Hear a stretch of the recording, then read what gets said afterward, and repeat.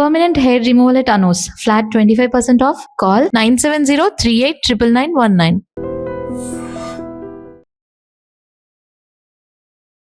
నమస్తే, welcome to I dream talking point with కవిత.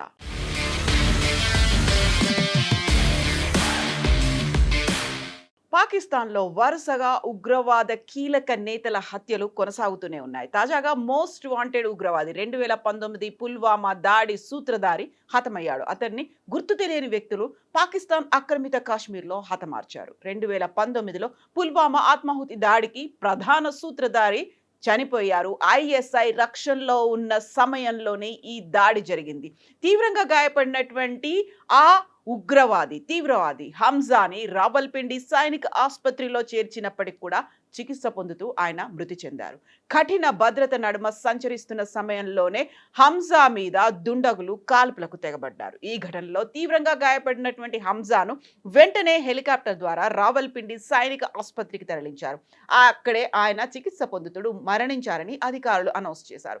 కాల్పుల అనంతరం దుండగులు అక్కడి నుంచి పారిపోయినట్లుగా సమాచారం. పుల్వామాకు చెందినటువంటి హంజా నిషేధిత ఉగ్రవాద సంస్థలో 2017లో చేరాడు. అప్పటి నుంచి క్రమంగా ఎదిగి కీలకంగా కమాండర్ స్థాయికి చేరుకున్నాడు.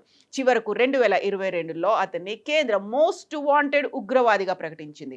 అప్పటి నుంచి అతడు పరారీలోనే ఉన్నాడు. జమ్మూ కాశ్మీర్లోని పుల్వామాకు చెందినటువంటి బుర్హాన్ను భారత్ 2022లో ఉగ్రవాదిగా ప్రకటించింది. ఉన్నత విద్యను అభ్యసించే వంకతో 2017లో పాకిస్తాన్కు వెళ్ళినటువంటి బుర్హాన్ హంజా నిషేధిత ఉగ్ర సంస్థ అల్ బదర్లో చేరాడు. కొద్ది రోజుల్లోనే కమాండర్ స్థాయికి ఎదిగాడు. జమ్మూ కాశ్మీర్లోని పుల్వామా జిల్లాకి చెందినటువంటి హంజా మొదట అల్ బద్ర్ ఉగ్రవాద సంస్థతో అనుబంధం కలిగి ఉన్నాడు. అనంతరం అల్ బరాక్ అనే మరో ఉగ్రవాద నెట్వర్క్ లో చేరి ఐఎస్ఐ మద్దతుతో కార్యకలాపాలు కొనసాగించినట్టుగా భద్రతా బలగాలు వెల్లడించాయి. హంజా ప్రస్తుతం ముజఫరాబాద్ పరిసర ప్రాంతమైనటువంటి చీలాబండిలో నివసిస్తున్నట్టు సమాచారం. అతనికి 8 మంది కమాండోలు భద్రతగా ఉండడంతో పాటుగా బుల్లెట్ ప్రూఫ్ వాహనం, ఎస్కార్ట్ వాహనాలు కూడా కేటాయించినట్లు మన భద్రతా వర్గాలు చెబుతున్నాయి. అతనికి పాకిస్తాన్ ప్రభుత్వ స్థాయిలో రక్షణ కల్పించినట్లు భారత భద్రతా సంస్థ దగ్గర సమాచారం ఉంది.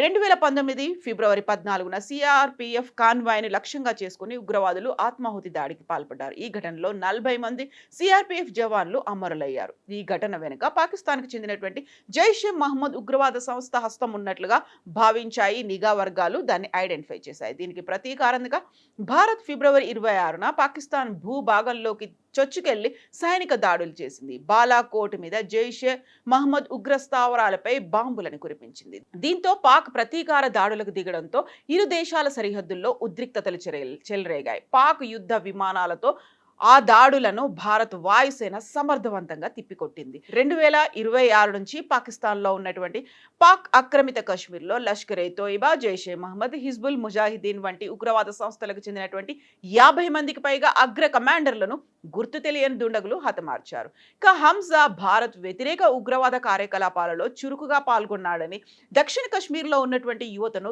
తీవ్రవాద భావజాలం వైపు మళ్లించడంలో కీలక పాత్ర పోషించాడని భద్రతా సంస్థలు ధృవీకరించాయి. పుల్వామా జిల్లాలోని రత్నిపోరాకు చెందినటువంటి అజ్మంద్ గుల్జార్ అలియాస్ హంజా అల్ బదర్ ఆపరేషన్లో కమాండర్గా ఎదిగి సరిహద్దుల నుంచి కశ్మీర్లో ఉగ్రవాద నియామకాలు, నిధులు, ఆయుధ సరఫరా నెట్వర్క్ని నడిపాడు. పుల్వామా దక్షిణ కాశ్మీర్లో ఉగ్రవాదాన్ని వ్యాప్తి చేయడంలో కీలక వ్యవహరించిన అతన్ని భారత్ మోస్ట్ వాంటెడ్ జాబితాలో చేర్చింది. ఈ ఏడాది ప్రారంభంలో అతడిపై దాడి జరిగిందని ఆరోపణలు రావడంతో హంజాకు అదనపు భద్రతను కల్పించింది పాకిస్తాన్ ప్రభుత్వం. అంతేకాదు ఆయుధాల అక్రమ రవాణా, నకిలీ కరెన్సీ, మాదక ద్రవ్యాల స్మగ్లింగ్ కేసుల పేరు మీద ఫరూక్ ఖురేషీతో ఆయన కలిసి పనిచేస్తున్నట్టుగా తెలుస్తోంది. ముజఫరాబాద్లోని మాచిస్ ఫ్యాక్టరీగా పిలిచేటువంటి ఈ ప్రాంతాన్ని కేంద్రంగా చేసుకుని ఉగ్రవాద కార్యకలాపాలు నిర్వహిస్తున్నట్టుగా అధికారులు చెబుతున్నారు. కశ్మీర్ లోయలో చొరబాట్లు, ఉగ్రవాద కార్యకలాపాల సమన్వయంతో హంజా కీలకంగా వ్యవహరించినట్లు సమాచారం. ఉగ్రవాద కార్యకలాపాలకు అడ్డాగా పుల్వామాలో హతమైన ఉగ్రవాది బుర్హాన్ వానీలాగే యువతను ఉగ్రవాదం వైపు మలచడంలో సోషల్ మీడియా, స్థానిక నెట్వర్క్లను హంజా ఉపయోగించుకున్నాడు.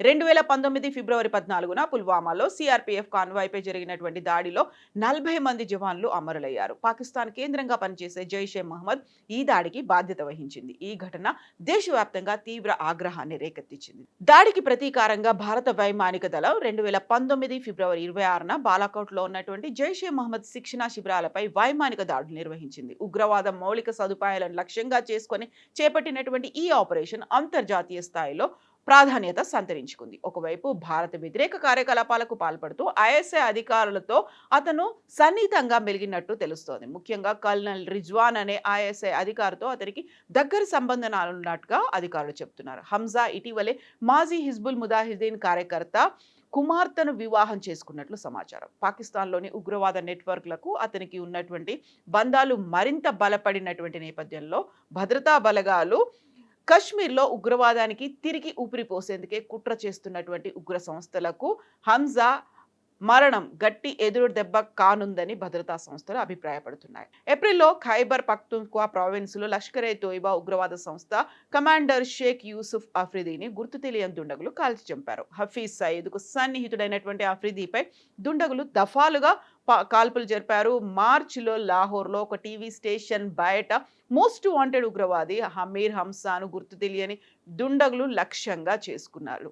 దీనికే ఇప్పుడు సరికొత్తగా మళ్ళీ దురంధర్ సినిమానే గుర్తు చేసుకుంటున్నారు. దురంధర్లో లాగానే బైక్ మీద అనుకోకుండానే గుర్తు తెలియని వ్యక్తులు వస్తారు, సడన్ గా వస్తారు, కాల్ చేస్తారు, అలాగే ఇమ్మీడియట్ గా మాయం కూడా అయిపోతారు. వరుసగా జరుగుతున్నటువంటి ఈ ఉగ్రవాదుల హత్యల నేపథ్యంలో కూడా అక్కడ కూడా ఎవరైనా స్పైలు ఉన్నారా, లేకుంటే టార్గెటెడ్ గా వాళ్ళ మీదే వర్క్ చేసేలా ఎవరినైనా మోహరింపచేసి ఉన్నారా, ఇలాంటి అనుమానాలు ఇవన్నీ వస్తున్నప్పటికీ కూడా వరుసగా ఉగ్రవాదులను హత్య చేయడం, అందులోనూ మన మీద దాడి జరిగిన తర్వాత భారతదేశంలో అమాయకులైనటువంటి ప్రయాణికులతో పాటుగా పర్యాటకులు ఆర్మీని టార్గెట్ చేసుకున్నటువంటి దుండగులని, ఉగ్రవాదులని దుండగులు చంపేయడం వెనకాల ఎవరున్నారని మీరు భావిస్తున్నారో కామెంట్స్ రూపంలో తెలియజేయండి.